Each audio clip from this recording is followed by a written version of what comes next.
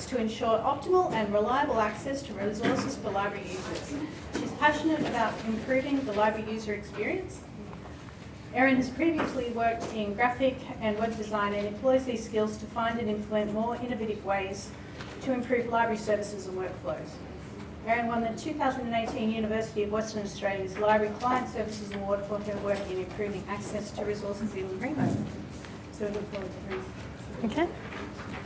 Can I fit this up here? Okay, so as much as we all love our library jobs, there's often many repetitive tasks that take up to hours, days, or even weeks of our time that are, while they're absolutely necessary, we could use that time doing better things or more analytical tasks. So Alma and Primo especially are very click-heavy systems, as I'm sure you know, that require a lot of repetition. So what if we could create macros to automate some of these tasks, leaving us professionals to do what we're actually best at?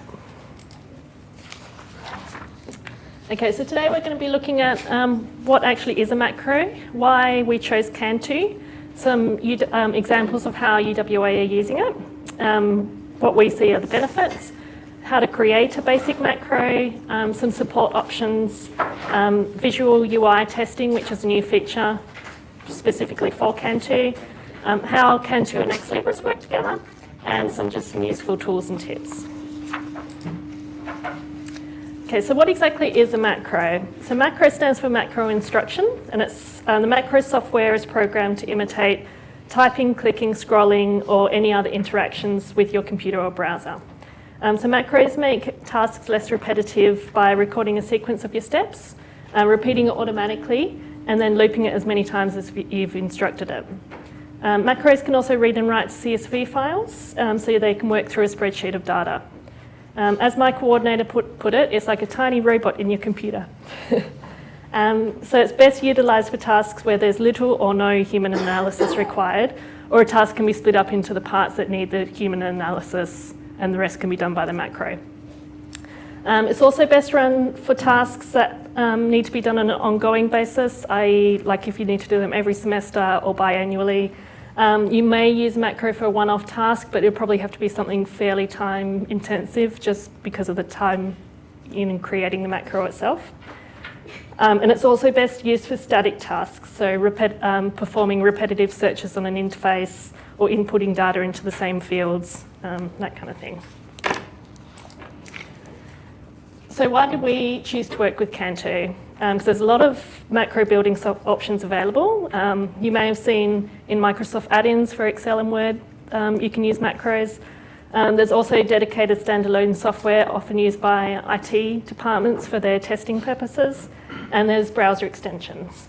So Cantu is a browser extension and it's available in Chrome and Firefox.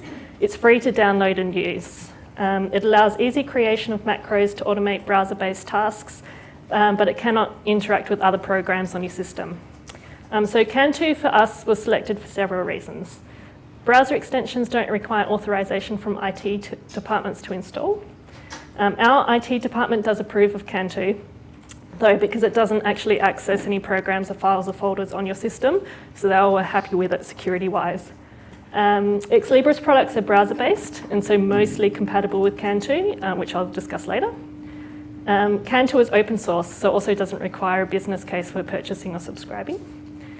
Utilises Selenium IDE, which is a common framework for task automation, and you can also code in JSON if you're familiar with it, which is useful for Google support.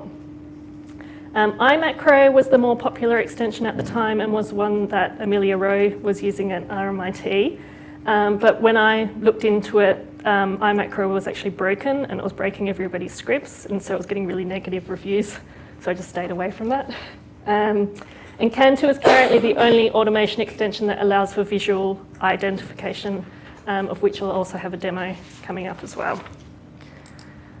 Okay, so I've got a few demos to show you.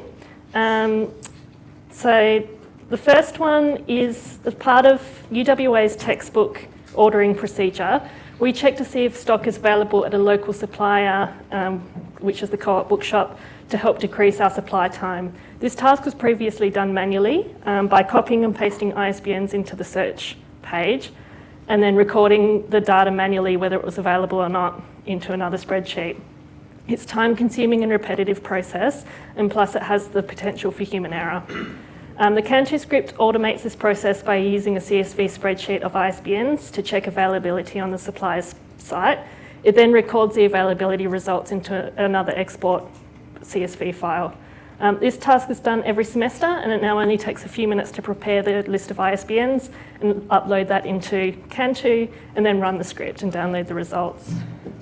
So in this screencast I'm going to show you, I'll just prepare you for what you're actually looking at before I press play. You'll see Cantu running on the left-hand side, and then I'll move through each command in the script. Sorry, Cantu will move through each command in the script, and the browser is on the right-hand side. So when I recorded the screencast, I wasn't touching the browser, the mouse, the keyboard or anything. It's actually Cantu doing it all. So I'm not kind of sitting there quickly typing things. It's actually Cantu. Yeah, there we go.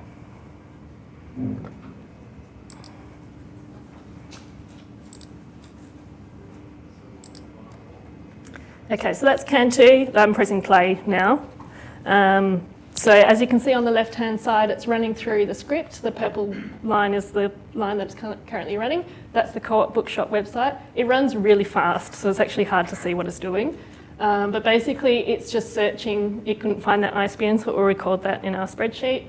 It's just basically running through and checking what's in stock and making a note of it in the spreadsheet. I think it runs through about 4 titles. 8 is now complete. So now just looking at that output. You can download this as a CSV, but this is just from within Cantu. So it's got 3 items were in stock and 1 wasn't found. So that's basically just the information that that team requires. If they needed the price and things, they could actually record that as well. But for our purposes, that's all we need.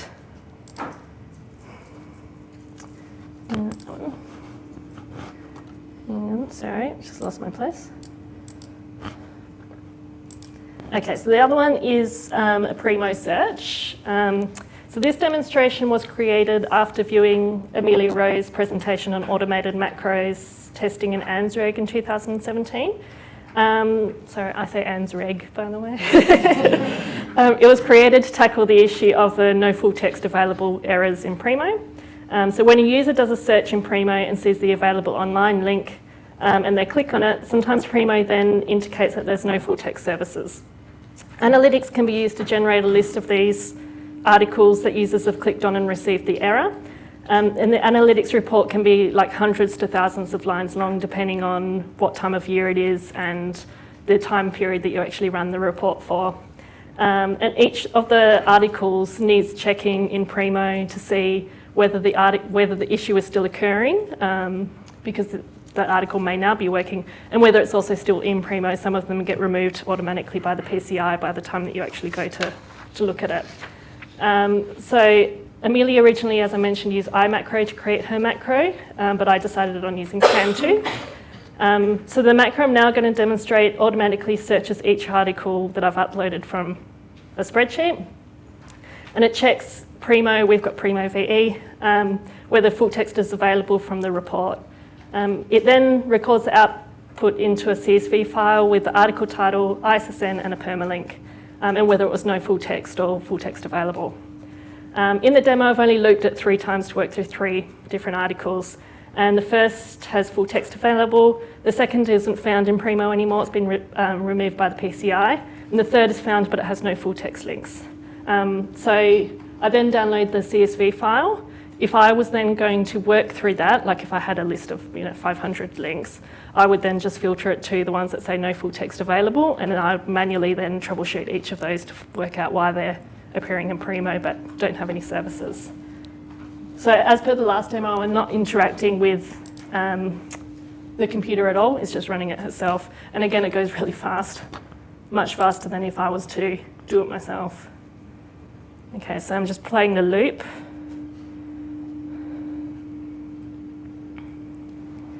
Okay, so this is one search. This is our instance of Primo VE. Oh, there is a little kind of tab that hangs from the advanced search. I'm not sure why it hangs, it just does, but it still works fine. Okay, so that one's not found. And this is our final one where it doesn't have any full text links.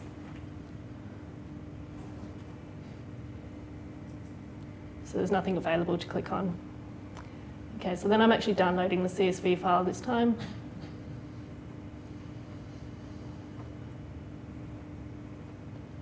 Okay, so it's given me the article title, the ISSN if available, and the permalink for me to work on, and whether full text available is no full text available.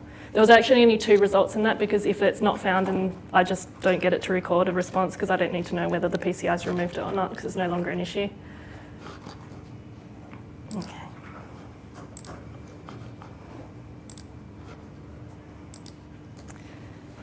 Okay. So just looking at the benefits of why we're putting all this effort into developing macros, we found that although macros can be time-consuming initially to set up, the value is in removing the time restraints of doing basic tasks so that our time is better spent doing professional tasks like actually analysing the data. When I initially ran the analytics report to create the no full text errors one that I just demoed, it had 5,000 articles in it. If I had to manually test each of those permalinks in Primo myself, I wouldn't have even started. I would have just gone, no, I don't have time for that, and moved on to something else. But instead, I let the macro run in the background, going through all of those links and save the results into the CSV. So you can actually run it in a different browser window, so you can just minimize that and you don't even know it's running. It's just when it's completed, you can then download the file.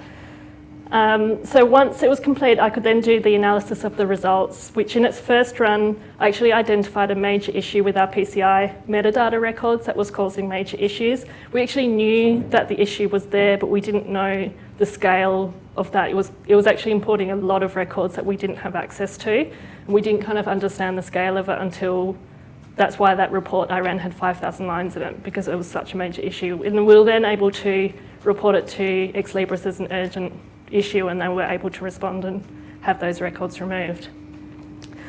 This is probably something we wouldn't have, or we probably would have got there eventually, but we didn't kind of realise the scale of it until we ran this task. So macros allow us to focus on the results rather than actually grinding through the task itself. So I want to stress that you don't need to be a coder to use Cantu. It's just a basic understanding of coding common terms, coding terms. So if you've had any exposure to JavaScript, JSON, even HTML, you won't have any issues using Cantu.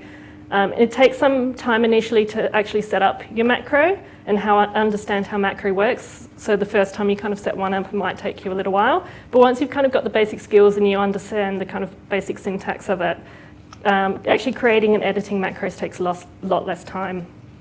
So installation is just from the Chrome Web Store or from Firefox, if you prefer using that.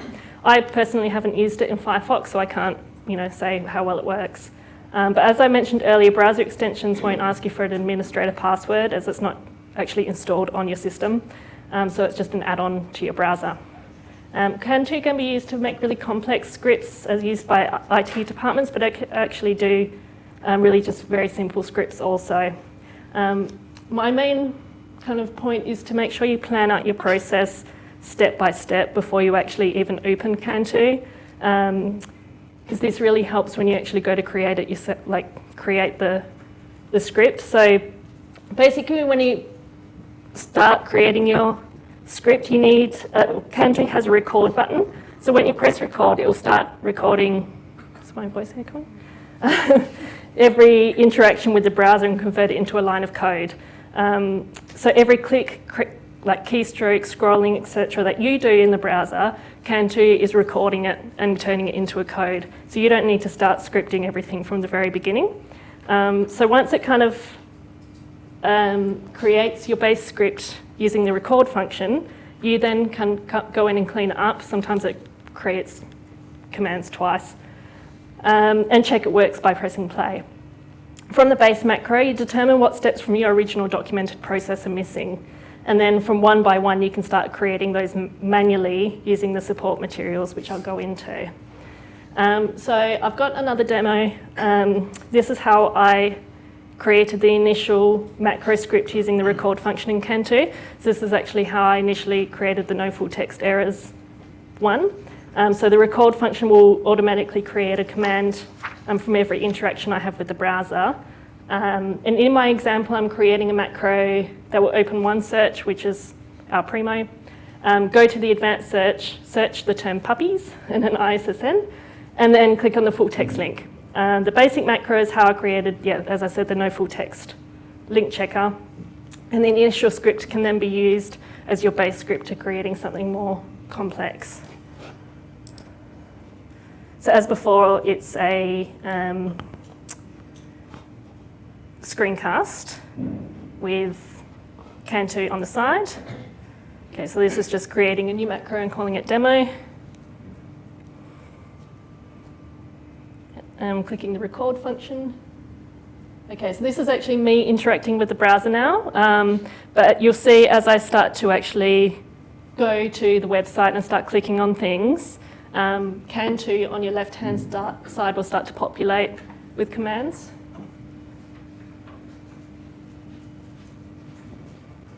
And you can see little pop-ups in the corner. That's also Kantu telling you what it's doing.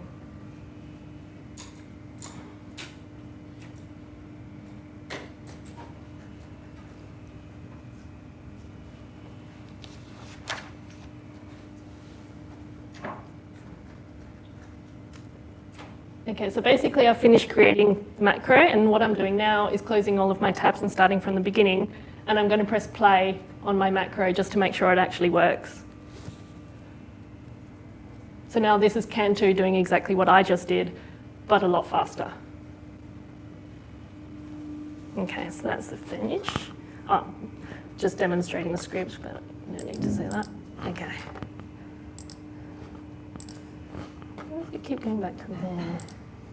Okay. Okay, so actually, sorry, I forgot.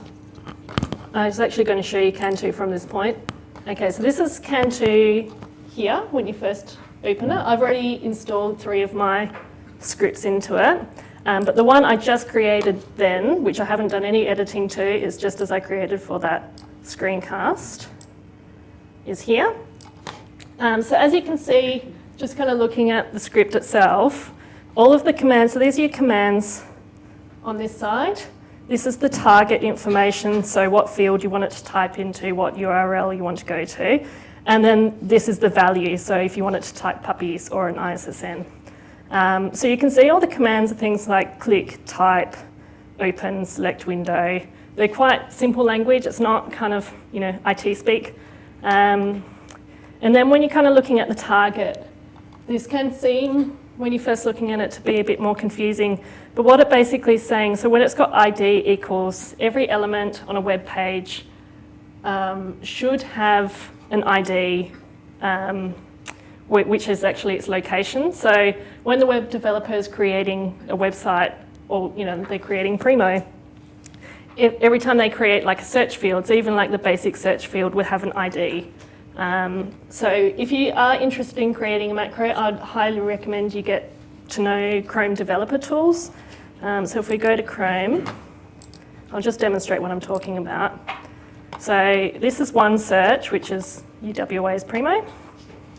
And Chrome developer tools, under more tools, developer tools.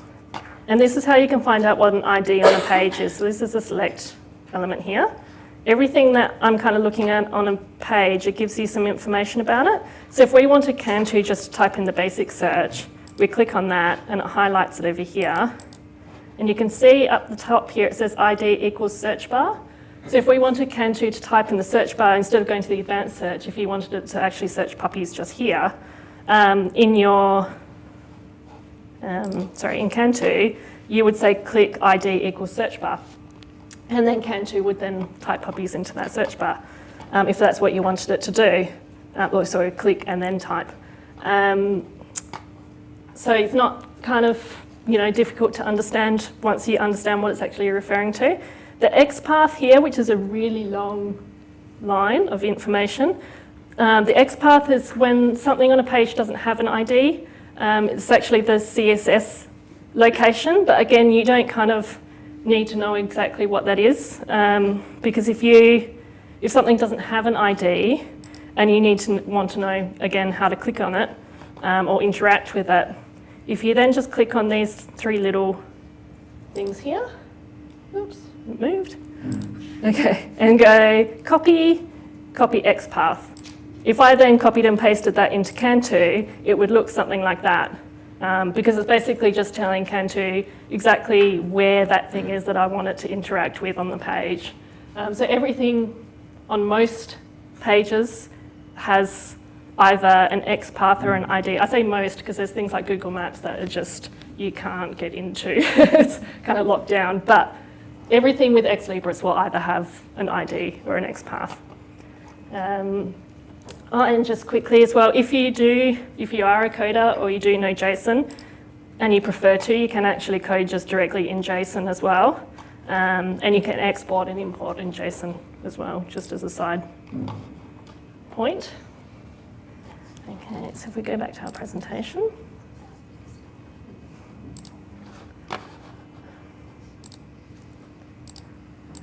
Sorry. Okay. You can actually read and write to CSV files, as I've demonstrated in the other demonstrations as well. You just need to use a loop function. So once you've kind of got that base script as I showed you then, you can then start to look at that and go, okay, well, what's missing from my plan? So if we were doing that full text one I wanted to do earlier, we don't want Cantu to just be searching on puppies all the time. So we'd then say, okay, well, we need it to read a CSV file. So you would then kind of look at Cantu and start to create your next steps. But if you just do them one by one, so okay, first we need it to open the CSV file, how do we do that? You can kind of then work through that process. So you can also do if, then, and else statements. And there is a new feature called visual UI testing, which I'm going to go through a little bit further on. Scripts can be exported and imported, as I mentioned, in JSON or HTML. So if you want to keep a backup copy, or like today I installed my scripts that I created at UWA, or if you need to share them between team members, they're easily imported. And if you are a more experienced coder, Cantu can be heavily configured in its settings to run exactly how you need it to.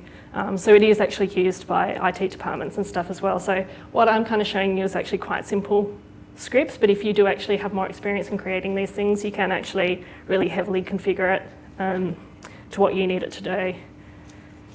So I'll just show you, as I mentioned, my kind of more than complex script, if you're interested to see on the, so this is the one search, no full text available test. So that started out as the demo one that I just showed you, searching on puppies, and it ended up as this. I won't run it just because, you know, I don't know if it will work without our IP address and interrogating our system. But you can see that I've started to put loops in it, which is part of what this label is. It's got CSV Read, whoops. Sorry, I just went too far. There we go. CSV Read, so that's opening my CSV file. And then it's got type ID, so then it's got column 4, so that would be in my CSV file. I want it to read column 4, which is the article title. And then I'm getting also to store the information that is the title, because later I want it to store that information in my CSV output. And then column 7 is the ISSN. And then you've got things like verify element present. So what I'm looking for is, so that's part of the CSS. So what it's looking for is when it's done the search on the article and ISSN, it's looking for the available now link, which is what this is, this span availability thing. That's the CSS kind of location of available now. So what it's doing with verify element present is it's verifying if that link is available. And then it's got if, which is in your if then statement. If that command is okay, if it finds it, then click on it and go to the next step. If it's not there, go to the end of the script and open your next article. So what I'm just trying to show you is that while it looks really complex when you first look at Canto and you're like, oh, no, this is too hard, it's actually, when you break it down into its steps, it's actually quite a easy process Well, I won't say easy, I'd say it makes sense. Okay.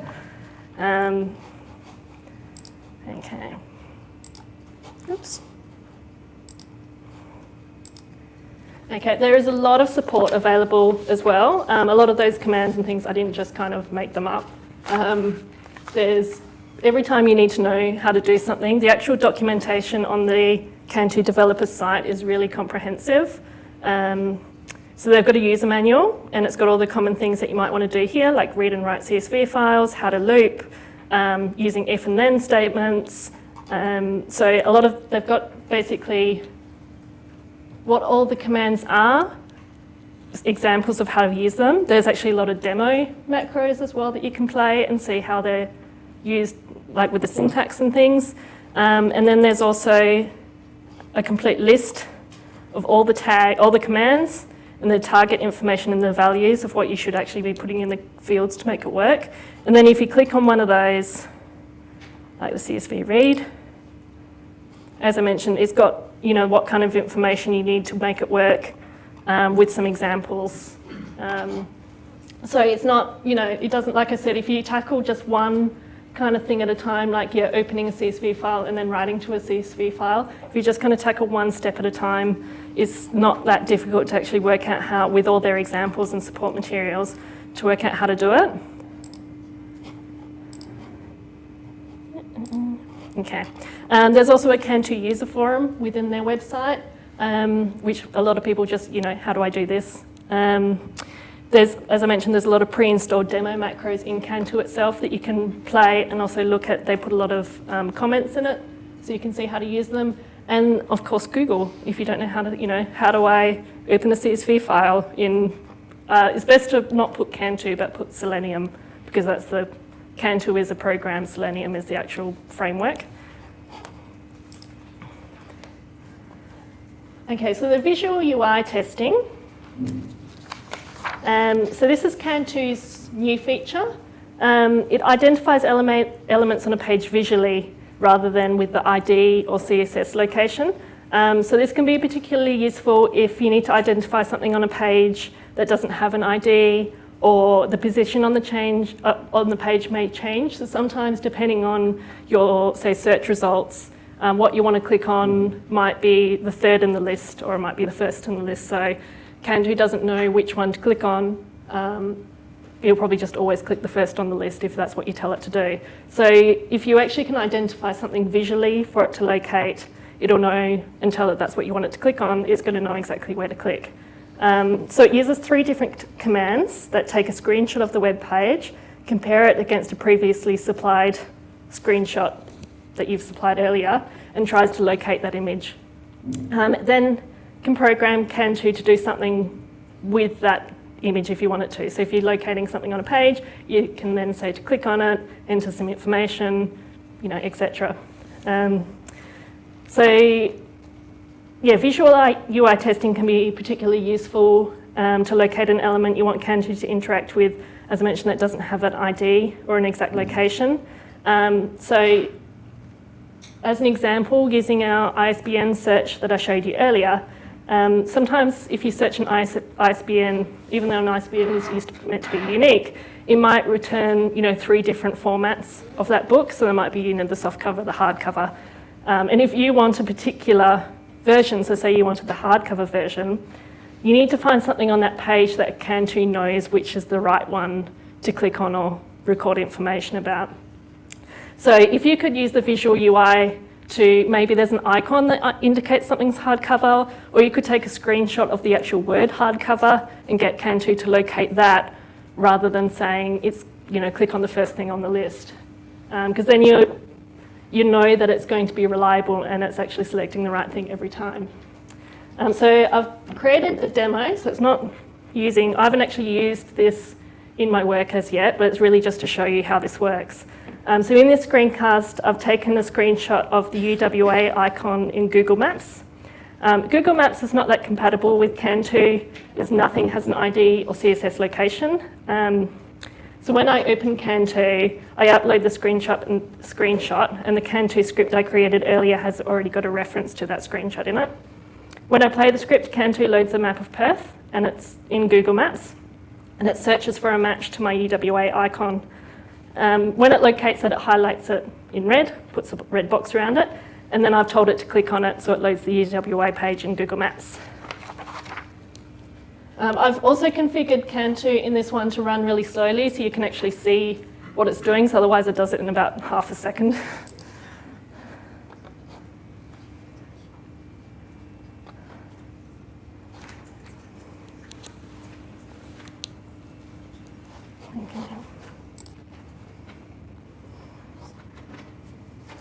Is this? Oh, yeah, no, this is the right one.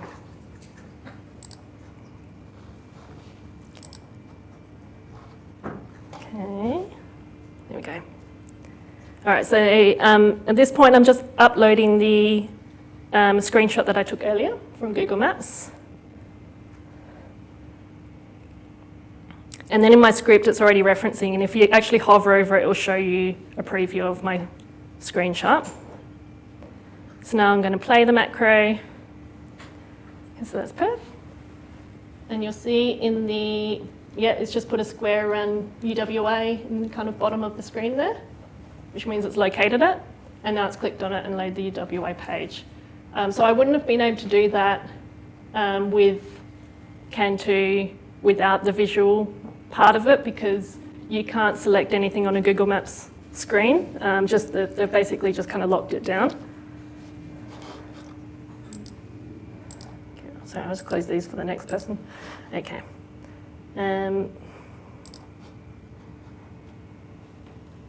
Sorry, that's not mine, this one. Okay, so that's just a brief kind of demonstration of, another powerful tool that Canto have only very recently added. So looking at Canto and Ex Libris. So the Ex Libris Knowledge Centre documentation confirms that Ex Libris products are compatible with macros and Selenium. And the development team actually use Selenium themselves for their own testing purposes. So for these reasons, Ex Libris try to ensure that all elements in their systems have an ID location. But they do suggest you can open a Salesforce case if something is missing an ID that you need a location for. There are some limitations that we found using it with Alma particularly. The metadata editor is not compatible. If you had any ideas around using it for that, it's just the way that metadata is set up. It just doesn't work with Canto. One issue that we also had initially was around authentication with Alma. It's not so much of an issue with Primo, but UWA only got single sign-on in the last 12 months. So if you don't have single sign-on, you actually need to save your Alma login details into your script because it will reload Alma every time it runs the script at the homepage. So which can be a security issue, especially if you're going to be sharing that script around team members and things, and it's got your login details. So in the last 12 months, UWA implemented single sign-on for Alma, and so now basically our workaround is if you have already signed into Alma, then leave it, then run the macro, it'll run without actually requiring that you sign into it. Yeah, but if you don't have single sign-on for Alma, it's a little bit tricky at the moment. And finally, just some useful tools and tips that I found along the way. As I mentioned, Chrome Developer Tools is your best friend. So familiarise yourself with the ID tag and CSS location as a minimum. But the more you kind of understand about how a web page is set up and how it functions, the better your scripts will work and kind of the more that you're going to be able to do with them. Macros work best with static data that doesn't change location or require human analysis. So yeah, like I said, if you need to select an item out of a list of results, Cantu's not going to know what to do unless you can tell it exactly what you need it to click on or to identify. Cantu is also regularly updated automatically. These updates require a quick read through, or usually the icon will have a little kind of symbol that's indicating that it's just been updated. Sometimes there might be new updates that can break your scripts. Like for example, they changed the format that they wanted your CSV titles. They used to allow spaces, then they took that away, so that kind of broke a couple of my scripts because I hadn't formatted them in that function. But it was a really quick fix. All I had to do was update the script with the name of my CSV file and change the name of my CSV file. But it does just mean that your scripts require maintenance. So if you try to run your script and it ran last time, this time for some reason it's not running, it's best to check the updates and make sure that there hasn't been anything that's kind of edited your scripts. Also, sometimes Ex Libris update the design of Primo or Alma, and they change the ID of fields, which we've discovered a couple of times. So your scripts might need updating to reflect it. For some reason, in the last year, they changed, it was about 6 months ago, they changed the ID number of the advanced search fields. Obviously, something that they needed to do, but because they don't realise that we're using that for a script, it broke, all of our scripts that we were running. Again, it wasn't hard to work out what had happened, but yeah, it just, kind of means that your scripts don't always work first time. Okay, so we've gone through what is a macro, why we chose Cantu, some examples of how UWA are using it, benefits, creating a basic macro, some support options, visual UI testing, Cantu and Ex Libris, and some useful tools and tips. And do we have any questions? Has everybody got any ideas for how they would like to use it? Yeah? With the image search one, Yeah? did that scroll down page? I didn't, but you can get it to scroll down a page. Basically, if you do it, you can get Cantu to do it. So, yeah. So hypothetically, I could create a script that could go into a movie site, scroll down, and see if the readers is there from an image. Yeah, it should be able to. You should also be able to find it if it's hidden, because it doesn't just have to be, although if it's the visual part, I think it needs to be visible because it basically just takes a screenshot of the page. If you were using an ID number, it should still be able to find it even if it's not visible. But if it's the visual component that you're looking for, it will need to scroll, which, yeah, you should be able to do. It would be the visual component. Yeah, okay. I like to move them around, so it just Right. see if it's Yeah, okay. Yeah, yeah. Yeah, well then, yeah, you can tell it to scroll. Yeah. Yeah. Tell you how we're using it. Yeah. We're, lucky us, currently doing our electronic use survey for copyright, and we are using Alma, of course, to do analytics to create the file. We have to send it off to the Copyright Agency. And part of that is, under certain circumstances, you have to give them a copy of the digitised file if it's missing certain bits of metadata. Yeah. So we're putting in the view URL from Alma Viewer into this analytics report, and we're using that to populate a CSV that Cantu is using to go and download all files for us. Oh wow, okay, excellent. I'd be interested in seeing that if you don't mind sending me a demo. we might talk about it at some point in the future. Yeah, that'd be great. Yeah. Is there any other questions? Yep. What if you go to share a Cantu file? Yep. How applicable is that going to be from one university to another? How customization? It would actually, I think, if you're using, the same systems, like if, you're searching, in our script we're searching Primo, and if you wanted to do the same thing, it'd actually be really simple in terms of, I'm pretty sure it would need testing, but I'm pretty sure you just need to change the URL because the ID fields should be the same in, our instance of Primo to your instance, as long as you both, like if we've got Primo VE, so you'd have to also have Primo VE. I'm guessing that the Primo and Primo VE would have different ID names, but they should be transferable with minimal amount of configuration. Yeah. Yeah. You sort of hinted at this. I'm just wondering how it copes with credentials and logins and paywalls and. It does. It will actually input login details, but it does mean that you need to save it in the script. So there is always going to be issues around security. I don't think our IT department would be that keen on knowing that we're saving login details into a script, especially if you're sharing it. So it can be done, but yeah, unless you've got single sign-on, it is going to be a little bit of an issue. Yeah. I had one that was a sticking point that I couldn't figure out how to get it to read the file Yep. and then write back to that file. Yeah. Is that a thing, like it seemed from the documentation that was a thing? That Oh, you you from can't. a file and then write to another You one? have to start a new file. It won't. Yeah. It won't write back into a file. Yeah, that's what Yeah. I So basically, it creates because it won't interact with your file system, which is in one way good again for security. Yeah. But it does mean that you need to upload your file, and then it will create a new file, which Yeah. you then download. Yeah. Yeah. So you can't get it to save information back into the same one, which is why you need to get it to record. Yeah, all the kind of features like the article title and Yeah. URL and everything. Yeah. Yeah. Yeah, I was getting it to do a little one just to like testing it out. Yeah, First of yeah. all, to do a search, like so if it looks like Primo's about to go down. Yeah. Okay.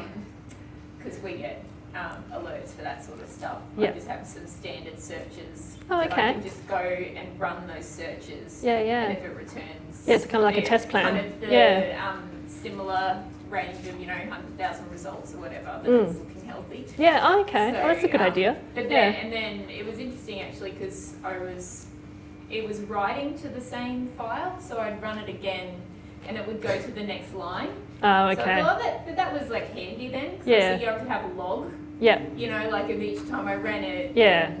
But then I was trying to figure out how to add the date as Okay. well, because then I could have a log of like a date run whenever. Yeah. So it would need to pull the date from somewhere. Yeah, So Yeah. that was the next stage, and then Yeah. I ran out of time. Yeah. Yeah. So if you want it to record information, it needs to find that information somewhere Yeah. on the page. So Yeah. it can't pull it from anywhere else on your computer. It needs to, because it is a browser extension. Yeah. It needs to pull that information from somewhere in your browser. So yeah.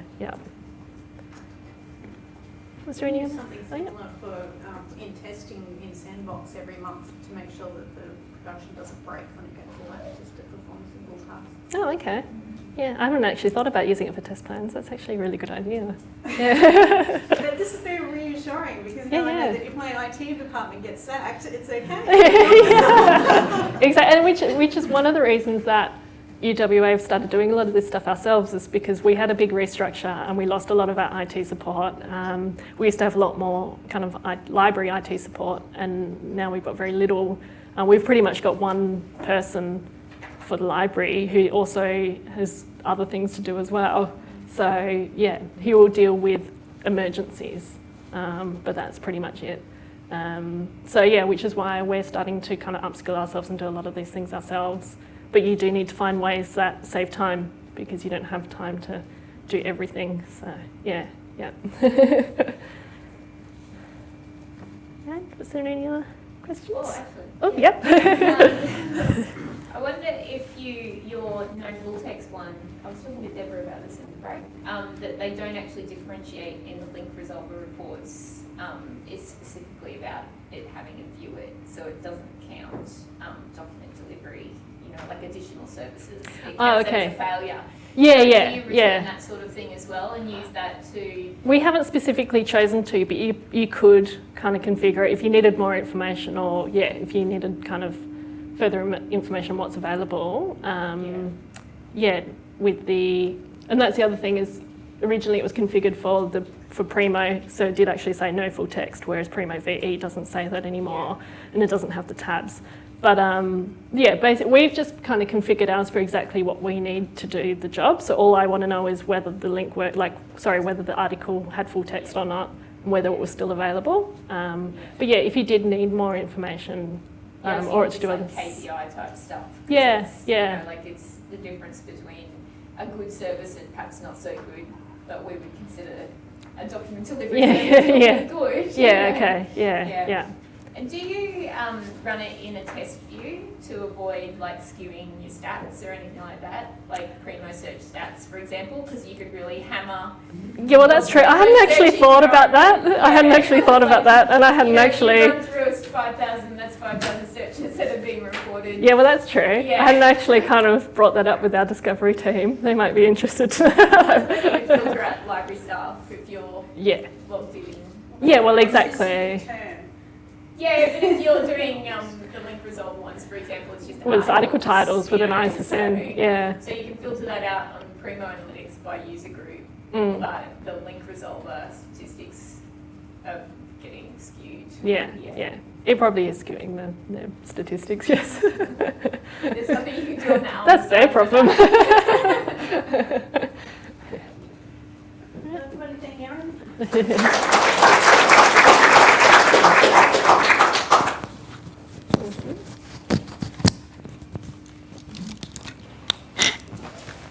So, we have the pleasure of Dave Allen next.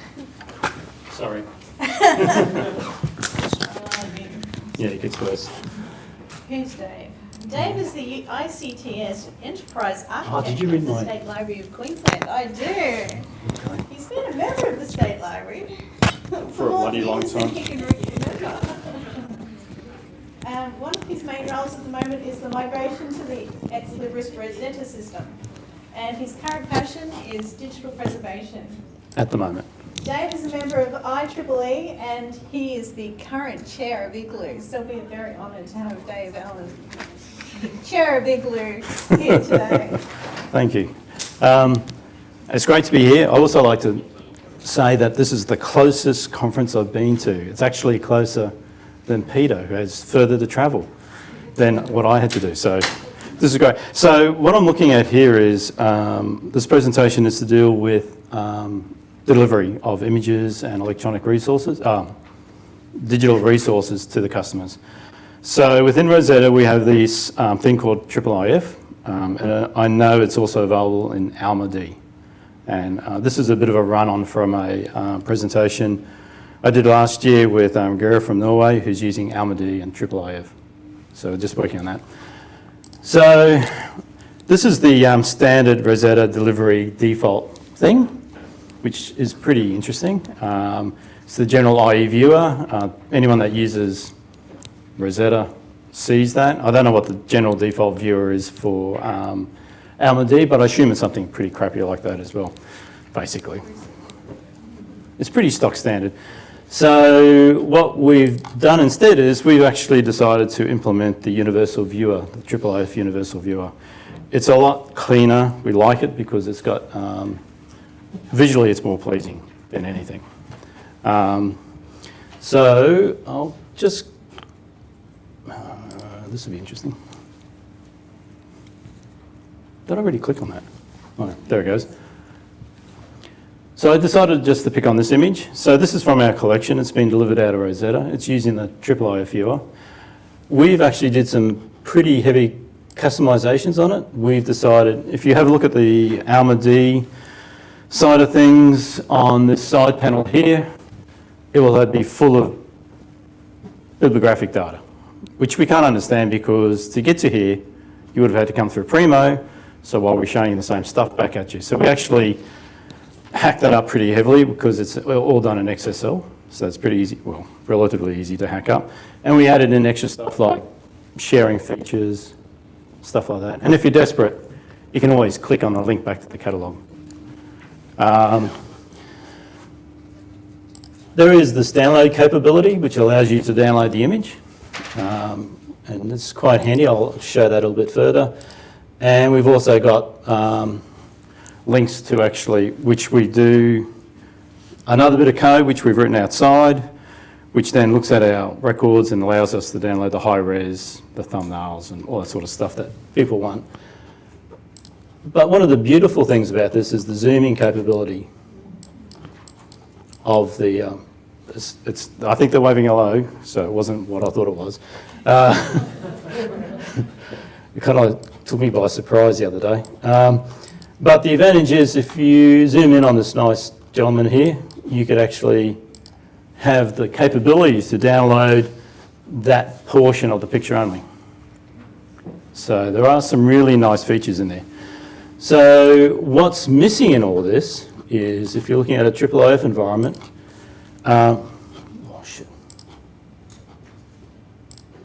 is what you're missing here is that there's no IIIF icon on the display. If you're like at the Getty and they're running IIIF, they could actually pull up this particular image, grab the IIIF image and drag it across to their environment and it'll appear in their environment as well. So it's quite handy in terms of sharing images and sharing files. Unfortunately, the ex-libris, so this isn't going to ex-libris, is it? Yeah, bugger them. They've done a pretty crappy implementation of the IIIF. I can say that because they know I say it all the time. The IIIF icon's not there. There's no embed icon in there. If you go to some of the other IIIF sites, they've got embed stuff in there. So ex-libris have done this kind of like weak attempt at implementing IIIF. They've given me their reasons, but I don't think it's very good. But anyway, so that's part of it. If you have like multiple images, I'll show you something else. There are, you get another sidebar down the side which shows thumbnails of every page of a document and stuff like that. So I'll go back to the presentation. So I should have said what IIIF is. IIIF is the International Image Interoperability Framework. So everyone just says IIIF. Makes it easier. It's community driven. There are various flavours of it. There's OpenSeaDragon, which is kind of poor. Mirador, which I'll show later on. IIP Image and the Universal Viewer. I can show the Mirador stuff later on. I know Mirador's one of the contenders in Primo land in terms of delivery of images and electronic digital assets. I'm obliged to show you that. You don't have to read it. If you really want to read it, you can, but yeah, basically that's what it's all about. It is fully, it is a big consortium. They meet once a month. Unfortunately, they're based in the US and Europe, so they don't care about anyone else, so it's 2 o'clock in the morning stuff, but it's good. So what I'm going to do is just show you some examples of some good implementations of the IIIF. This is from the Princeton University. So they've got this picture here. It's quite nice. Notice I've got the IIIF icon down the bottom, but we won't go there. So this is something from their collection. And one of the beauties of it all, of the IIIF, is that you can supply to it X, Y, W, H parameters, like what's up there, and put it into the URL, and basically that part of the image will appear. So we see applications for that for our estate maps, because we have big estate maps. And within the estate map, we have written text, we have proper topographical map images in there. So it'd be nice, instead of having to re-scan the asset again, we just give it these coordinates and it will pop up that way. Unfortunately, ex-libris haven't done this yet, but we won't talk about them too much more longer. So you can do zooming stuff, obviously. That's always quite good. What was that? Oh, I know what that is. Oh, sorry. Yeah, that's it. The Mossad are at it. So the advantage is, the X, Y, H, you can do percentages, so you can make the picture bigger, smaller, all that sort of stuff. You can do angles, if you want to make it anglelize it. I don't know why you want to do that. If you want to have it like 33 degrees or something, I don't know. You can turn it grey, get the defaults, you can make a square picture of it. I don't know why you want to do that. And it's all driven by this JSON stuff. Now, this is, when I mentioned about dragging the IIIF thing across to another browser, it's actually passing across this JSON information. So it's not actually passing the image across, it's passing across the JSON to help you do your work. Stuff like that. Other interesting stuff. Under the IIIF, you can do annotations. So if you've got an image, you can annotate it. It'll come in handy for students who might want to do research work. They can do annotations against it. We are hanging out for this because a lot of our images in our collection are of old men standing around like this. Don't know who they are. So we rely on the community to tell us who they are.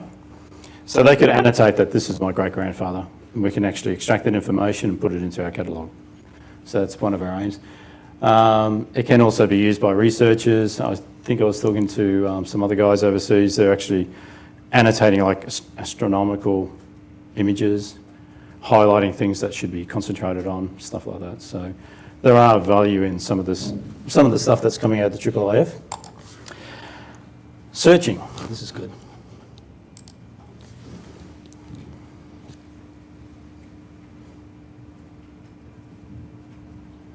Cool. Okay. So same sort of thing here. With the IIIF, you get to see, zoom in on text and all that sort of stuff. But you notice that there's the thumbnails of every page in the document down that side of the screen. But you also get all the descriptive stuff that comes through, if you want to do that. But one of the things you can do here is search for words. Search I did previously. And on the bottom line, you can see every instance of that word. So then you can actually click on it.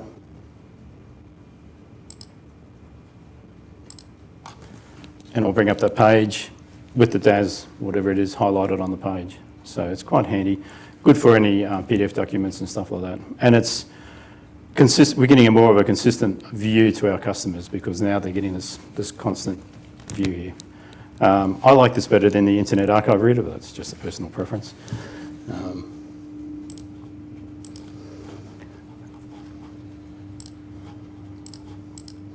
I had to do one here just in case we didn't have the internet, so it's all working well. Just an example. So the IIIF guys, they're pretty active in a lot of the development they're doing. So they're now currently looking at 3D viewers. So if you've got 3D files, this is an option they're working on at the moment. And the advantage is this is all open source, so ex-libris could, if they got their act together, they could start doing it straight away. So this is one of them where they got a skull. And basically, you can rotate it around through the common viewer.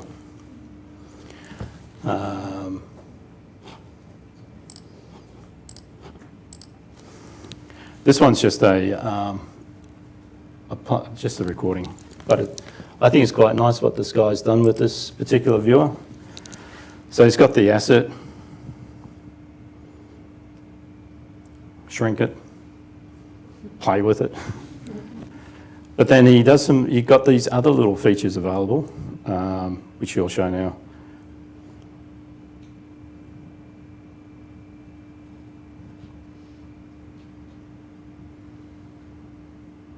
And this is using the annotation server component as well.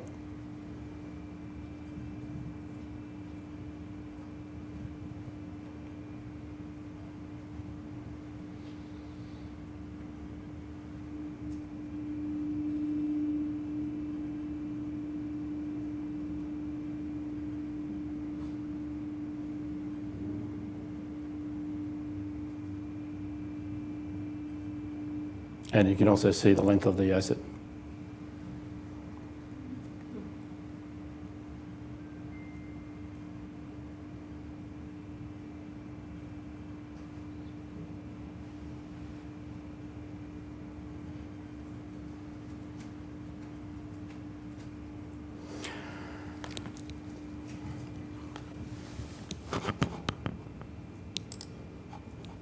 And he goes on forever, mucking around with this sort of stuff.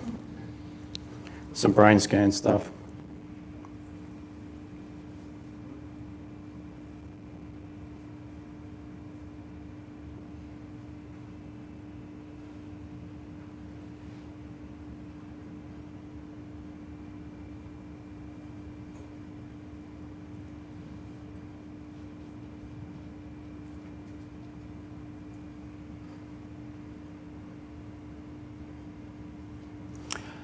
So there's lots of things you can do with this particular viewer.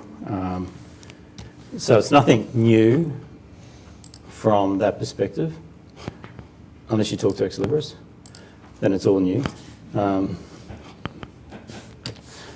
There's some other good stuff now. They're moving away. They're now changing their focus from being IIIF. They're now going to call themselves IXIF, and the X is for any visual material. So obviously with AV material, it's basically a whole lot of JPEGs stitched together, basically. So they said, well, we can create an AV player, and that's what they've done.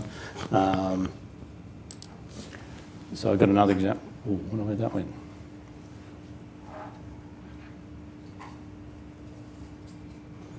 So this is coming from the Welcome Library. They're pretty active in this space as well. So this is all playing through the Universal Viewer.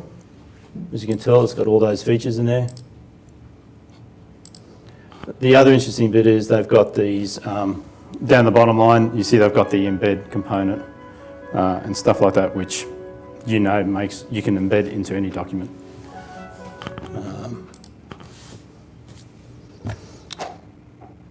My dear George. You can go on forever if you want.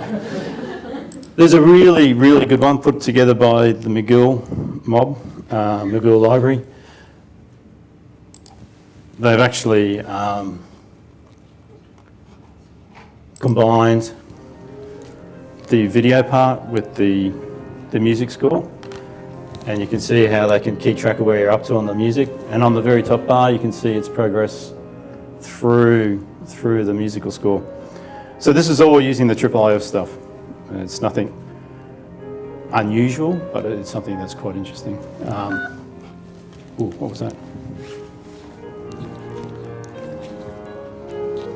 I'll hang that up. Yep, I certainly did.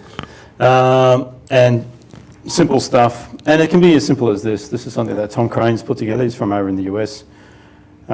Just an education piece on what FIRE is all about.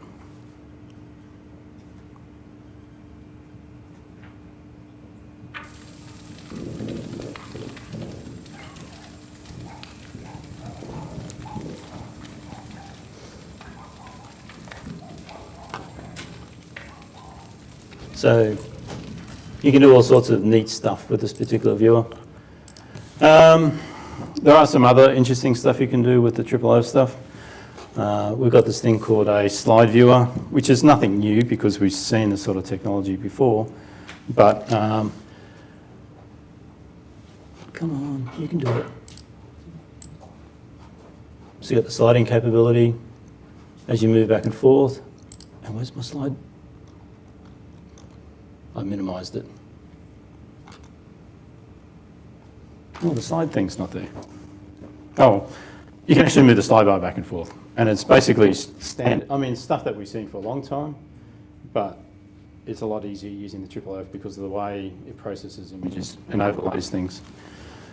It's just a pity that's not sliding. Well, kind of everything, I suppose. There is another viewer called Mirador. This is an interesting one. I'm not really a fan of this particular product, but I'll play it anyway.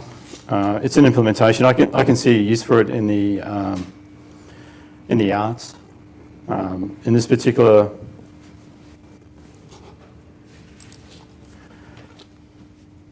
what they've done is they've got the sketching of the artist has done a sketch, and then the various versions of it. And they've overlaid it and matched it to the initial sketching, pencil sketching. And then they start overlaying over the top like that. So you can see what's happened between the end product to the initial product and resize it into fit.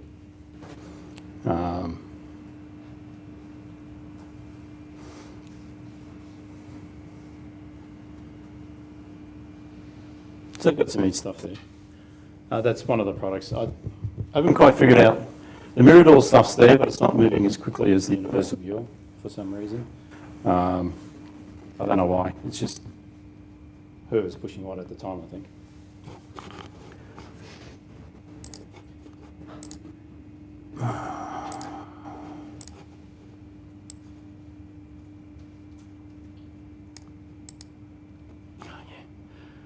So it all comes down to this. Ex Libris are basically telling us that they're waiting for version 3 of the IIIF spec to become available. That becomes available in the next month or so. And in theory, they said they will start implementing the IIIF in its entirety. So from our point of view, that's great. There is a problem though, is you see there's a lot of components within the IIIF. Do they just implement the basic implementation only, or should they start looking at the 3D viewer side? Should they start looking at the video playing side? So a lot of this is being driven by the Rosetta group. So the Rosetta guys, we all know about it. But what we need to do is get more Alma-D involvement into this side of things, because Alma-D is using the AAOF side. And that way we can push Ex Libris to develop the way we want it versus their kind of random type development process. So we'll probably, as we work through the Rosetta stuff within the Rosetta enhancement process, we'll make sure we start dragging the Alma-D guys as well. Because otherwise they'll just do what they do before, like they normally do. They just throw something out there and say, hey, is anyone using this? No, oh, well, that's the way it is. And then that's one of the issues. So if you have any more questions about the AAOF stuff, just let me know.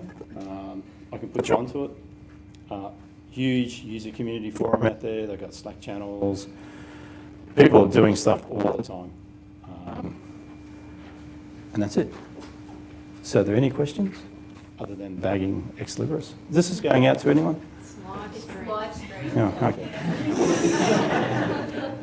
Oh, well, who cares? They should be used to it by now. I think they're used to it. They're used to me now. So if you've got any questions about AAOF or anything like that, I do know from the Alma-D side of things, we do need to do more work in that area, especially in the delivery side.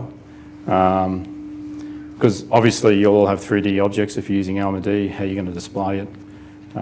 You'll have music material, AV material, so yeah. So it won't be a wasted effort.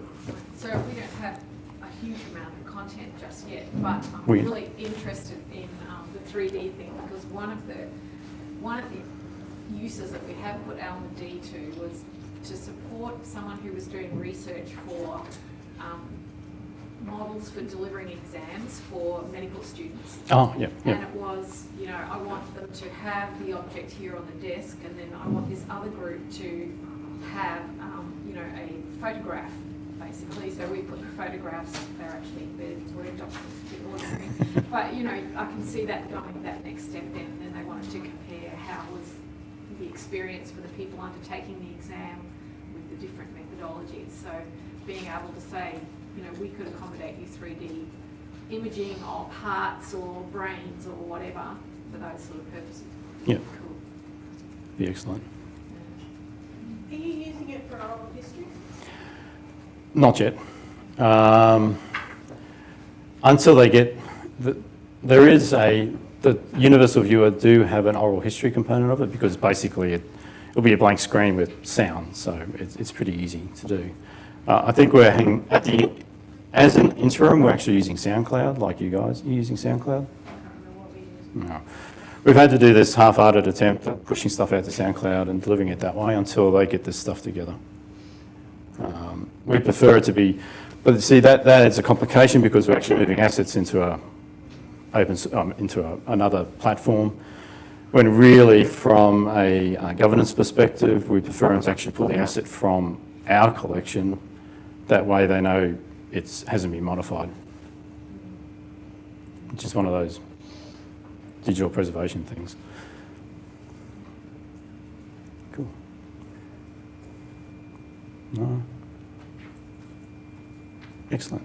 It's all over to you, Peter.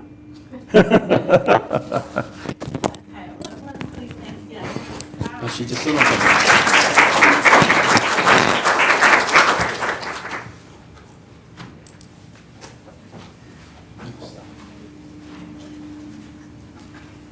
Oh, I didn't see you just like. Yeah, okay. You better let me down. Hand that over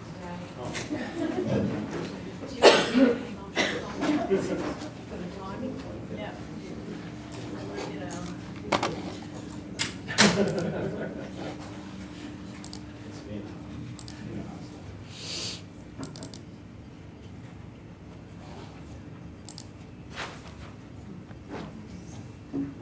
I gave you just 7 minutes, Peter. I know. Setting up. No, we're slightly early for the recording, so everyone can have a margarita or something. Is it a virtual margarita? Oh.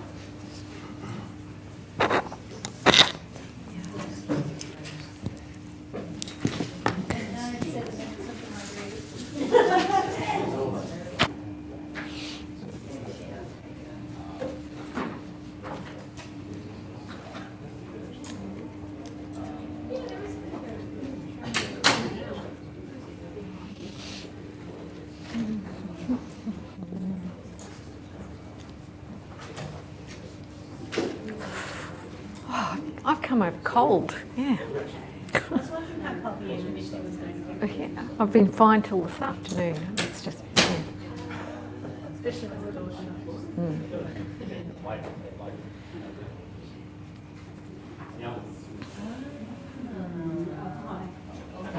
Yes, yeah. Yeah, we're getting used to the style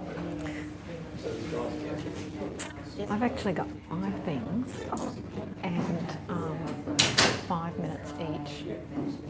Don't know, it was a bit late to ask you. Can you give me a 5 minutes if I go over 5 minutes on any of them? Yeah? Yeah, just get it. I'll move on to the next thing. Okay, so you've got an hour. No, half an hour. Oh, I'm not. I thought it said 3:30. That's, yeah. 3 o'clock.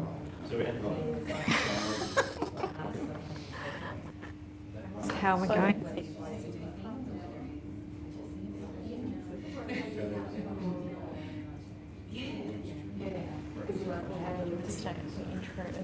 No, I don't. So, no, a few people have stepped out now anyway. Yeah.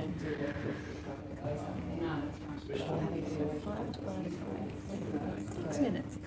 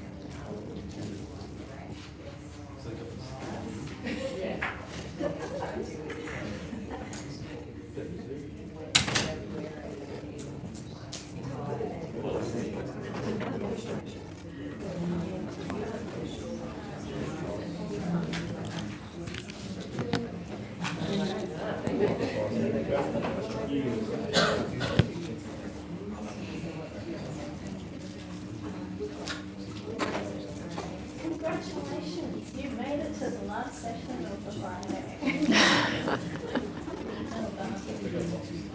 And thank you to complete legend Peter Hopkins, who has done so much for this whole conference. And best practice day, developers day, it's been amazing. And that is the best conference dinner I've ever had, I think. Anyone It was who pretty missed the dinner, yummy. you missed out. So, Peter, our last speaker, is the Manager of Digital Library Services at Bond University, right here. Peter's team manages the library's technology platforms and works with colleagues to ensure systems are tuned to meet operational needs for delivering excellent library experiences for the university community. Peter is a member of the team recently winning the 2019 HLA Medical Director Digital Health Innovation Award, and she is also a member of the ANZREG committee. And practically single-handedly. No. There was a lot of people helping out with that in the committee and on the ground here at Bond too. We had quite a few people volunteer to take people on walks and do all sorts of things. So I'm very thankful. I'm very grateful to work with a fantastic team here. So when we were putting the program together, it was like, wow, nothing's come up yet about the Primo VE transition, so maybe I'd better say something about that since we did it this year. So just first of all, to give me an idea, how many people here are on Primo VE? Some, and the rest of you are not, and I'm assuming no one's on Summon here? No, okay. So it might, you know, it could be of interest to both parties. Maybe the people are already on Primo VE, it's too late for you anyway. We're there, we're enjoying it, so we'll just carry on. To give everyone a little bit of background, last year in 2018 we started going, oh, Primo VE, what's in that for us? And we made the decision that we would start to do that transition at the beginning of this year. So 23rd of January, the project kicked off and we were given given the keys to Primo VE so we could start having a look at that. Our goal was to launch in our first semester break, which is April, May for us. And right on time, we hit the 27th of April and we launched it. And our students and staff seemed blissfully unaware of any change whatsoever. We did put out a news article just to give them a little heads up for a couple of things they might need to know, which was any saved searches that they had were going to disappear, not their saved records, but their saved searches.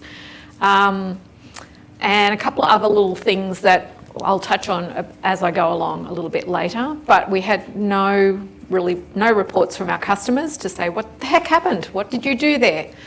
There were a few things that we found ourselves though, and I'll talk about those in a little bit. Right now, we still have one or two of those things on our minds as we're moving forward, but on the whole, we're very happy to be on Primo VE. So the 5 things that I'm going to touch on today, and depending on the timing, there might be some bonus extra bits at the end, but these are the 5 that I want to talk about. So considering this is an opportunity for a blank slate, I want to touch on Ferber and dedupe and what happened there for us. The integration between Primo VE and Leganto, the alignment of features between Primo that we had before and Primo VE, and a little bit about external resources, importing those records as well.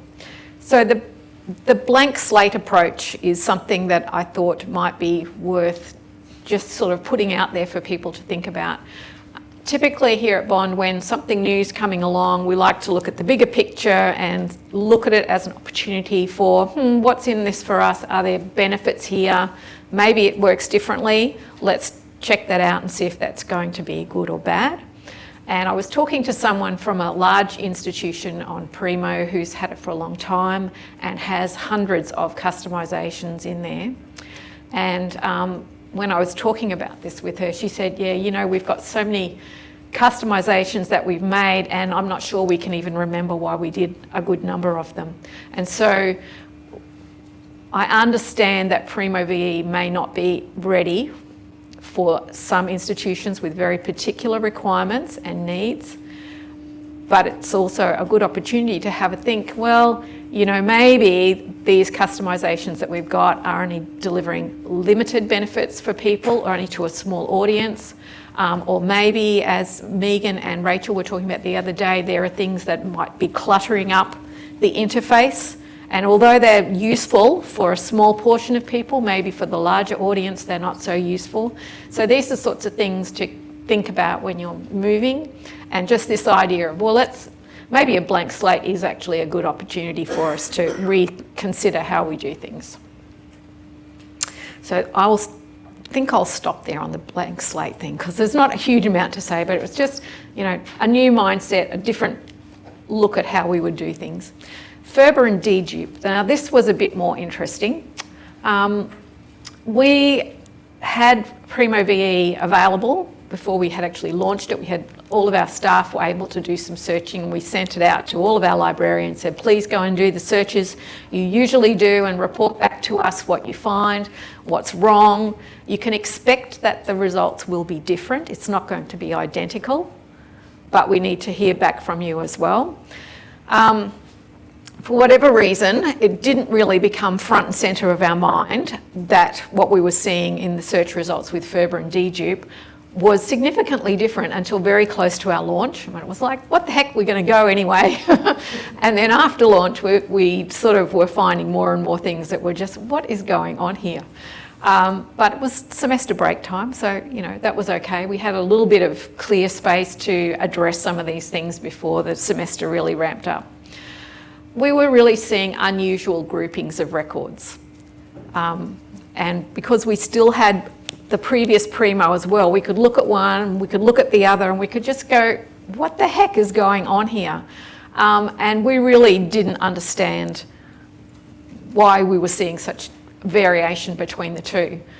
Partly that's because we were a total care customer and we didn't have good visibility into Primo back office. We had very little access into that. When it had been set up for us, it was configured by Ex Libris. We were happy with how it was working and we'd kind of gone along with that and made very few changes over the years. But of course with Primo VE, this was a whole new world for us to see the configuration.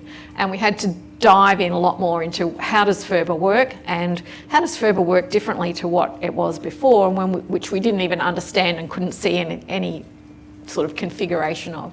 So that was quite a challenge for us. Our information resources team spent a lot of time looking at records over again. Once we found the really useful thing was there's a knowledge-based article, Understanding the Dedupe and FRBR Processes for Primo VE. That is excellent, but it still took me about 4 reads of it before I kind of went, oh, I think I get it now.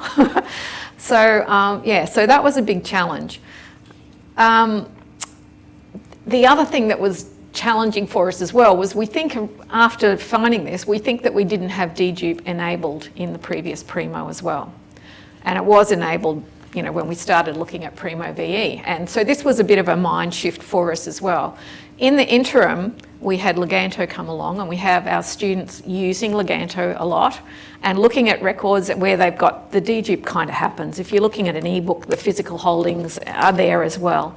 And so we're now looking at, okay, for consistency of experience, I don't think we want to go back to having the ebooks and the print books separate. We've got to bear in mind this new experience for our students. And so that was another learning experience for us as well. The good things about FRBR and dedupe with Primo VE is there is a analysis tool that you can actually put in the MMS IDs for records, and it will give you clues as to what the keys are and whether they're matching, and it'll tell you whether it's matching in the database or not. But it's still a bit challenging to work with. It also is only available if you have a discovery admin role, but our cataloguers are the ones who are dealing with the records and looking at them and going, these ones should be together in Primo. And so that's on my wish list, is that the analysis tool was available to our cataloguers to be able to operate it without necessarily giving them access to do, full configuration of the views. What we did in the end, because we had so many records where things weren't FRBRized correctly, thank you, we actually ran the job which is prevent FRBR and dedupe on records. We created sets of all of the print holdings in the main library and ran that job against all of them, which then triggered a whole heap of groupings to actually work properly. So that was one thing we did. We then did it on the main library as well. So these are really, significantly large, not as big as some other institutions, but that was quite a big job. And that did get rid of quite a few problems that we were seeing. But the outstanding thing is that even now, when we found records, they should be grouped together. They're not. We've done everything. The cataloguers have changed them. They've been re-indexed. They're still not grouping. We go to the analysis tool and it says they should be grouped. They're not there. We still have to go and run that job again on those little sets of records. So that's an ongoing issue, and we do have a case in its pending development on that one. So that's something to be aware of, learn more about how it actually operates, and be prepared for that one. Okay, Nicole, move on to the next one. Okay, Leganto. So this was a little surprise to us when we started looking at Primo VE, and I'm going, what's with these saved records of mine here? Where have these come from? And then it twigged, these are my records that are in my collection in Leganto. So this, we had seen no documentation about this, no clue whatsoever. And at first, my first thought was, oh my God, what have they done? And my second thought was, oh, actually, this is kind of useful, because now people can do a search in Primo, they can save records, and then they can go, all right, now I'm going into Leganto and I'm going to put those straight into my lists. So that's quite nice. Back when we did this we were testing it in probably March, I think, and we reported though that it's called My Collection in Leganto, and it's called something else, Saved Records or whatever it is, in Primo, and yet it's the same pool of stuff. And so here you are, you're making it a bit more difficult for our customers to really understand what's going on here. And so we went to the trouble of relabeling in Primo, actually, because we've just got everyone onto Leganto. So we now have in My Collection is what it's called, and we've labelled the labels as tags, like collection tags in Primo as well. So we've had this tried to harmonise the terminology across the two. My understanding is that ex-libris do have plans to address that down the track as well. So that's a good thing. So it's nice that they're the same sets of records, but it's still not quite seamless, partly because of this labelling. But there is another issue as well. In Leganto, those with Leganto probably know, in My Collection, when you add a tag to something, you can only create a one-word tag. And as soon as you hit space or whatever, that's your tag. In Primo, you save it there, you can create a label, which is a phrase. So then you go to Leganto and you look at your saved record and you look at its tags, and you can see the multi-word phrase tags on them, but you can't add that in Leganto. So this is another thing that we reported, and my understanding is that the idea is planned on the Ideas Exchange, so I would certainly encourage any of you to go and give it some votes, add some comments to it. That would be lovely. And the idea is that they're going to change Leganto, not change Primo. I wouldn't like them to take away the multi-words from Primo. Is that all I want to say about Leganto? I'm not sure. I think that was the main things. Yeah. Okay, features alignment. So this is possibly becoming less of an issue as time goes on, of course, but for us at the beginning of the year, the two Primos were quite out of kilter still, and I'm sure there's still a heap of other features that need to be better aligned. But one of the things that we did was we went to the knowledge base article, which is the features alignment schedule for Primo VE. Now, I believe this came out of the Primo VE summit that happened last year, and ex-libris wrote up this document to say, here's all the things that we're going to be putting into Primo VE to bring it in alignment with the existing Primo, the previous Primo, and put some dates on when those things were going to be delivered. So I can report that as of now, 10 of the features are completed. This quarter right now, there's 3 which have now been tagged as being delivered in December. So that's really good. And we're really looking forward to having virtual browse, including ebooks again, because we did have that previously and that went away for us. I can see some nodding. So we're excited about that. Full text indexing for Alma-D will be nice, but I haven't really put my head around that one yet. And the exposure to web engines for Google's indexing is another one that's important to us as well, because we had to migrate quite a few of our digital collections from bpress into Alma-D. And in bpress, we had huge, fabulous download counts and great page ranking of those results. And of course, at the moment, they're quite hidden in Alma-D. So we're looking forward to that one as well. Planned for next year, dedupe Ferber key configuration. I have no idea what that means. what's coming.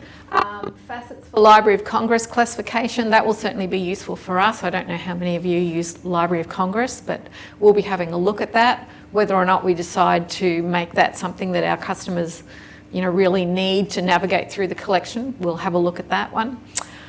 Search pre-filters, I'm not convinced customers will go and use them very much, so we'll bear that one in mind. And search by holdings records data. I haven't got my head around that one yet either, but we'll see what's coming with that one. What we did though at the beginning of the year was we went through all of our Salesforce cases that we had questions in or problems that we had reported for the previous Primo, and we compared them against that document which said here's the features alignment one, and we looked at that and we said this problem we've got here is going to go away anyhow when we go to Primo VE, let's close that case. And so we were able to sort of weed out some of the issues and things that we were finding. What was left over, we then had a look and tested it in Primo, was it still a problem or not? If there was a date for it, we could sort of weigh up, it's going to be about 12 weeks after launch and that should be fixed. So yeah, what the heck, we'll go with that one. We won't worry about that either. So that was our approach to sort of figuring out, are these things going to be a big problem for us or can we live with them temporarily?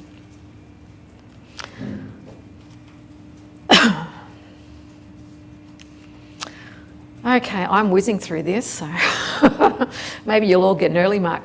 External resources. This was another interesting challenge for us because we had total care customers once again. We had done no work on pipes in Primo.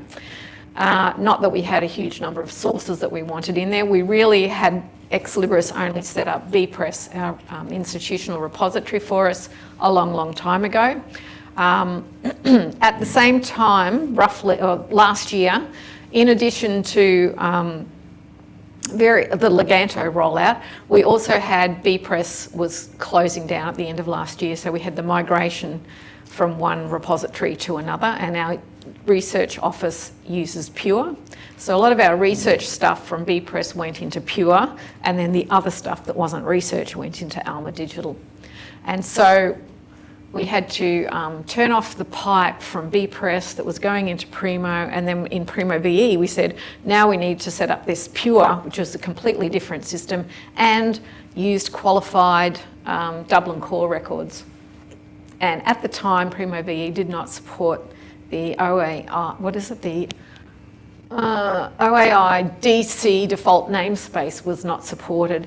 And so instead of being able to use a Dublin core, what's the word they use for that? I can't remember, but we had to use a generic XML. And so that was the challenge for me because I started looking at the normalization rules for that and I'm going, it's all XPath and this is a big learning curve. Fortunately for us, we had Yoni was on our implementation team, and so he was very helpful in teaching me by example. So he ended up saving the day with a few things so that we could get this launched and running in time. He was happy to do the whole thing, but I said, no, I want to understand this as well. And so I was able to pick up a bit of it, and then he would go, okay, this is where it's going wrong. So, so that was interesting for us. There are 6 knowledge-based articles about loading records from external sources into Primo VE. The Primo VE certification has 2 training packages which covers this, and I found them quite helpful because it was, I needed a real introductory based sort of thing for this. So that was fine because that got me at least to a point where I could then go, oh, hey Yoni, can you help me out with these really hard bits? So we did get there in the end, but I'm thinking the next one that comes along, I'm going to see if I can do it all on my own. So that will be good. The other thing I can say about this is there's not very many examples of normalisation rules for working with these in the community zone or on the Community Knowledge Centre. François Renevy from University of Liège is collecting examples if anyone has any. He's trying to put together a bit of a knowledge, an article so that people can have something at least to get started with instead of starting from a complete blank page. So that would be good. If you have examples and you can share them with him, that would be wonderful. All right. We get to the bonus tidbits. I just thought I'd throw these in before I wrap up. We had some other little surprises along the way. Initially, with the previous Primo, we'd never got around to setting up a custom URL. So it was just the APAC TC hosted blah, blah, blah. So all the way through this, they're going, oh, it'll be no problem. We can redirect your links. And then we got to about 2 weeks out and they went, oh, you haven't got a custom URL. We can't redirect your links. So that was a little bit of a spanner in the works. We had to get a report from our learning management system saying what are all of the links that begin with APAC-TC hosted or whatever it was. And then we had to address that in all of those subject sites where we had direct links going to something in Primo. Spring Share wasn't a problem. We were able to get reports out of that easily enough for things that we'd linked to. So there was a little bit of manual management of that. So I would recommend that you do set up a custom URL for your institution if you haven't already. Should make things easier. The open URL in Google Scholar. So that was a question that I posted too, because when you go and look at Google Scholar's documentation, it says, oh, you need to get your vendor to tell us to update this. And so I go, log a case, will you be updating this for us? And they said, oh, you just go into your Google Publishing profile and you just change the base URL in there and save it, and the next time it runs, it will update it automatically. So that was quite nice, and that just worked perfectly. We have a couple of other weird, outstanding things to do with punctuation as well. Some fields, punctuation triggers display problems in Primo VE, one of which is in the electronic collection name. So nature.com was just showing as com. And so we've had to relabel it, take the dot out of it, so it now says nature space com. And that is a known issue. I believe I think we've been told there's a fix coming for that one. And then we fell over something similar when we were looking at some of our digital representation labels, and where we had pp.133-136 or something like that. All we were getting was 133 space 136. And so, but it was only if you were logged in. So that's another little weird one. If you're not logged in, then it just shows you the page range. So there's just a few little, niggly things like that are still outstanding. The other thing I would say is make sure you have a good look at the sign-in experience. It worked quite differently from how Primo worked for us. We've now been able to set it up though. We used to just have one link that would take everyone to our institutional SSO, and then at the very bottom we had an alternate login link for our community users. What we now have is they go to library search. Like if they're on campus, the silent login works, they hardly ever see it, or if they come from the student portal, we just direct them straight into it. So someone was talking about the rate of logins. Ours is something like 45% because of silent login. So we saw a big increase when we did that. And so now they just go to library search and they can sign in and they get the two options, use Bond single sign-on or use the other one. Jessie had a few problems trying to get the styling to work as well. There was a known issue with if you had silent login enabled, that people would get stuck at a page. So just see if that happens for you as well if you get to that point. But it's all working okay. It's just, sort of have to work around it a little bit. Also, another little thing to look out for if you're using custom resource icons. When in Primo VE, if you set up local resource types and you set it up and you don't pay too much attention to the code, whether your code is uppercase or lowercase, that is what is used in the file name for it to use the correct icon. So we had something like icon_G games dot whatever it is in the Primo VE interface, but the code was lowercase g, and we're just going, what's going on here? It didn't twig with us. So that's just another little minor thing to just keep a lookout for. I think that's probably it. On the whole, it went very smoothly. Customers seemed pretty happy. Our library staff seemed pretty happy, except for the information resources team, who are still struggling with the FERBA records not grouping. But that's probably the main sort of thing I think that's still outstanding for us. And I think that's it from me, unless you have some questions. Yes, Julie. When did you actually start doing the training, the certification and looking all of that? Was it after you actually had Primo VE so that you could Yes, understand better? yes. And I must say, I found the certification training was actually very easy. It wasn't hard. It's all kind of, it was much easier than the original Alma certification that we did. That was, was a lot to take in. The Primo one was quite easy, yeah.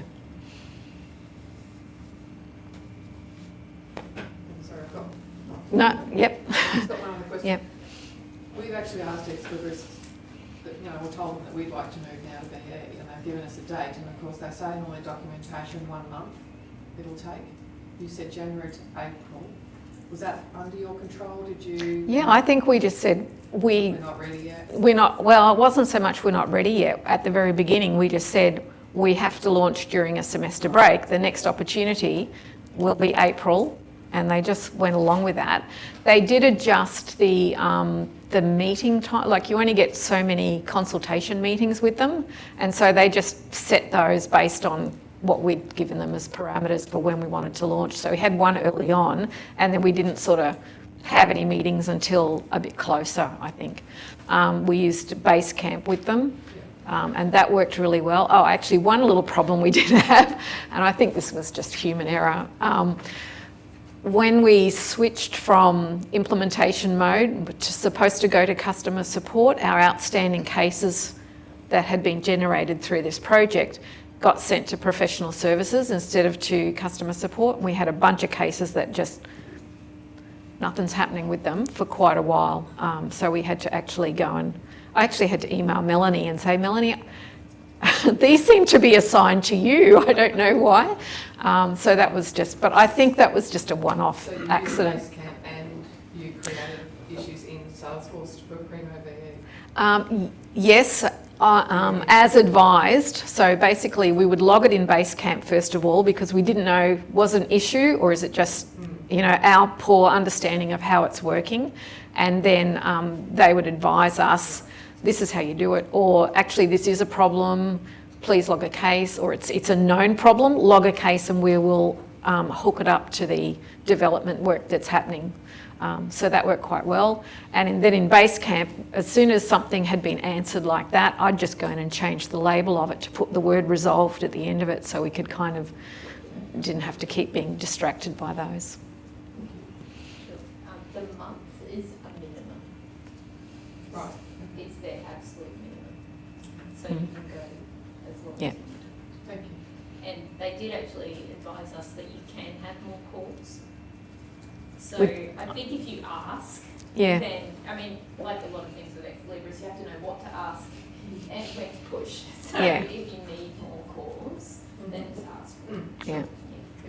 But apart from the FERBA thing, we kind of got to the point about maybe a month out where all of the things on our checklist about, updating the package and lots of things were done, and we were kind of like, oh, we're good to go in 3 weeks' time. So, that's what I mean. It didn't feel to Jessie and I like it was a huge, big deal. Yeah, so that was good. I was just going to say, yesterday at the nursing, one of the other libraries that had Primo VE talked about slow loading times. Have you guys noticed? Initially we did, but it did improve. Was it the September release? I'm not sure. One of them, they mentioned that there was going to be an improvement, but initially I was certainly worried about that. We reported it. There was a slight improvement during implementation, and so it was kind of acceptable by the time we launched, and then things have improved since then too. still, was it the digital collections, I think, Gail, were particularly slow at the beginning, but that's much, much better now. Yeah. Do you mean in the collection lobby? Yes, yep. Okay, well, everyone thank Peta.